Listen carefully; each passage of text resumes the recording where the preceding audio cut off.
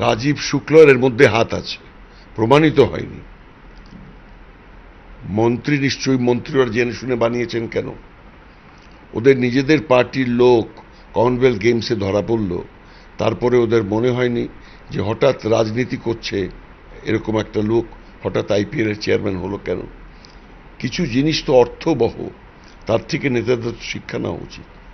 জেনে শুনে ওরা করেছেন, কারণ আইপিএল এর থেকে যে রোজগার হয় তার যদি কিছু অংশ পাওয়া যায়, তার থেকে যদি কিছু ভাগ নিয়ে নির্বাচনে জিততে সাহায্য করা যায়, সুতরাং চলুক না কেন। এই পরিস্থিতিতে যে আইপিএল নিয়ে আমরা দেখছি বেটিং, স্পট ফিক্সিং, বিভিন্ন প্লেয়ারের নাম আসছে, আম্পায়াররাও ইনভলভ হয়ে গেছে, বলিউড এসছে, টলিউডের লোকেদের নাম চলে আসছে, এখন কি করা উচিত আপনার মতে? সর্বাত্মক এনকোয়ারি করে যারা যারা যুক্ত সকলের বিরুদ্ধে এক্সাম্পলারি পানিশমেন্ট দেওয়া উচিত এবং টাকার সোর্স বার করা উচিত, কোত্থেকে টাকাটা এসেছে, তাহলে অনেক কিছুর সন্ধান পাওয়া যাবে।